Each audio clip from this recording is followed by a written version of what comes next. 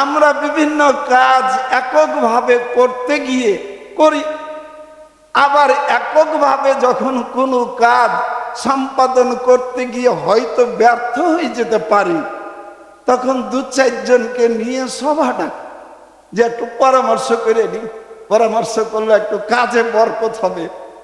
কি বলেন? তো শয়তানও তার নিজের কাজের বরকতের জন্য প্রত্যেক দিন সভা ডাকে, এটা হাদিস শরীফে আছে। কিন্তু আমরা সভা সালিশ গুলো যখন করি, তখন জলস্থলে নিজেদের ঘরে অফিসে বিভিন্ন জায়গায় করি, কিন্তু শয়তান সভাটাকে পানির ওপর, কিসের ওপর? পানির ওপর সভাটাকে।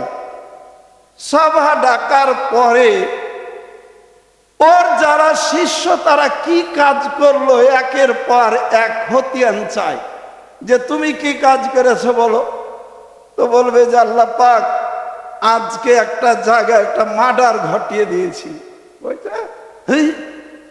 এইরকম একটা কাজ করে ছাড়, গাল বড় করে কথা বলছে।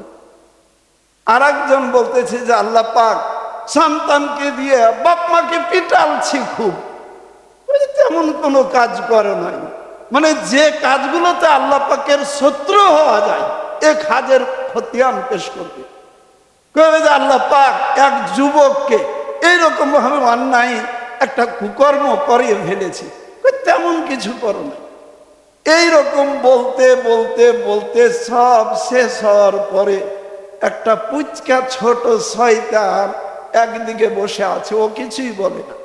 যে এত বড় বড় অন্যায় করার পরেও কোনো নাম নাই সুনাম নাই, তাহলে আমি যে অন্যায়টা করিয়েছি তাহলে এই অন্যায়টার কথা বলি কিভাবে? এত বড় অন্যায় করার পরে কোনো সাব্বাস পেল না, থ্যাঙ্কস বা ধন্যবাদ পেল না, আর আমি কি করে আমার ছোট কাজের কথাটা বলবো? তো বলবে কি যে তুই কি করেছিস বল? বলবে কিন্তু ওস্তাদ আমি এমন তেমন কোনো বড় কাজ করিনি যাতে করে আপনাকে আমি বলি। তা আমি একটা কাজ করিয়েছি। একটা তোয়ালি বলে এলেন যে মাদ্রাসায় লেখাপড়া করতো, ভাবিকালে একজন আলেম হতো। আমি এই ছাত্রটাকে একটা পথের মধ্যে অন্যায় কাজ করিয়ে তার বাপ মাকে তার ওপর থেকে বিরক্তি হটিয়ে দিয়ে মাদ্রাসা লেখাপড়া ছুটিয়ে দিয়েছে। আর সঙ্গে সঙ্গে শয়তান তার আসন ছেড়ে উঠে গিয়ে ওই ছোট্ট শয়তানকে নিজের কাঁধে নিয়ে নাচতে শুরু করার বলে তোমরা সবাই এখন মিছিল বের করে আমার পিছনে সবাই এখন একটা মিছিল দাও, যেটা হলো জয়ের মিছিল। একটা কাজের মতন কাজ করেছে। কেন? এত বড় বড় অন্যায় করার পরেও কোনো ধরনের ধন্যবাদ আর থ্যাঙ্কস নাই।